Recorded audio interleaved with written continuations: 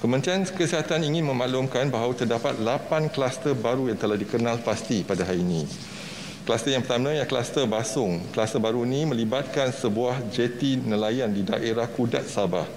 Sebanyak 19 kes dikenal pasti positif COVID-19 dalam kluster ini melalui saringan bersasar ke atas individu yang terlibat dengan perniagaan ikan di daerah Kudat. Sehingga 21 Oktober 2020, sejumlah 174 individu telah disaring, di mana 19 kes dikesan positif, 148 individu negatif dan 7 individu masih menunggu keputusan. Kluster kedua ialah kluster Inai. Kluster baru ini melibatkan daerah Kudat di negeri Sabah.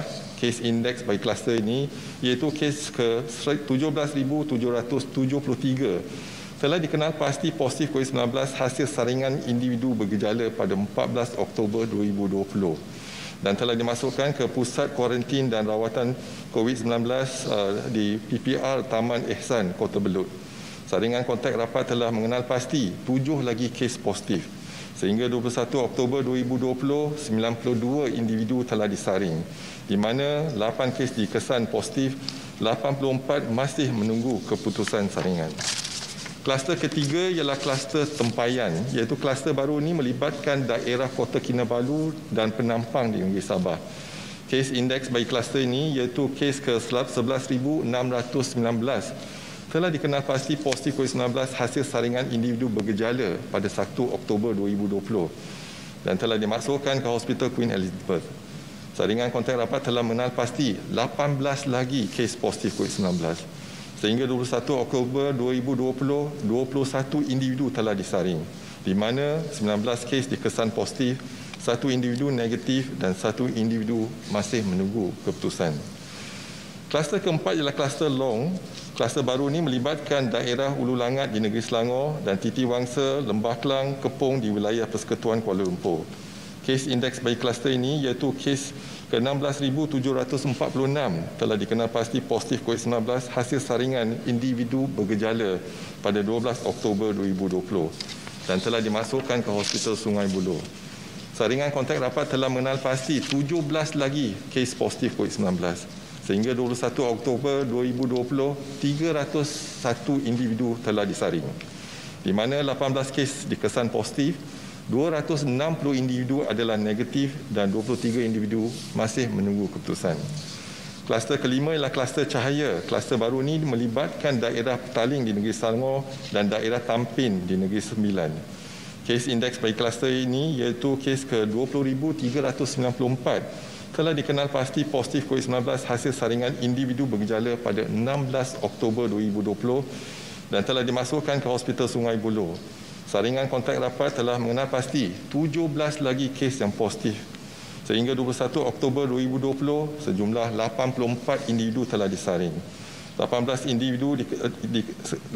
kes dikesan positif, 3 individu negatif dan 63 individu masih menunggu keputusan. Kluster ke-6 ialah kluster Bah Kota. Kluster terbaru ini melibatkan daerah Sepang di negeri Selangor dan Seremban di negeri dan juga Seremban di negeri Sembilan.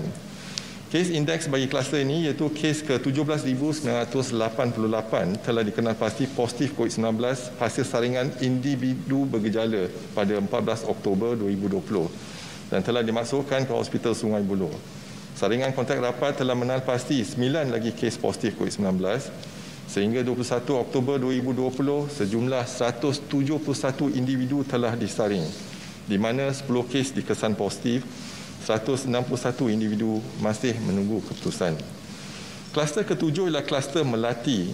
Kluster baru ini melibatkan daerah Titiwangsa di wilayah Persekutuan Kuala Lumpur dan daerah Kelang di negeri Selangor.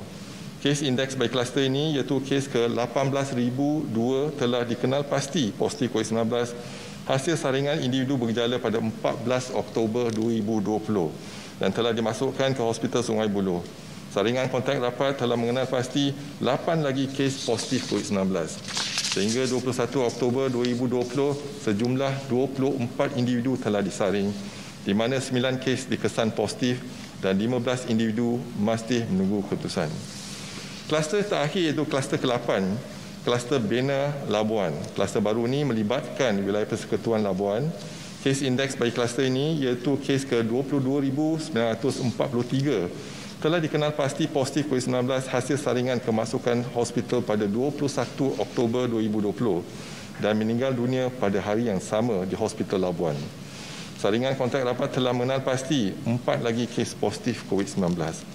Sehingga 21 Oktober 2020, 60 individu telah disaring, 5 kes dikesan positif dan 55 individu masih menunggu keputusan.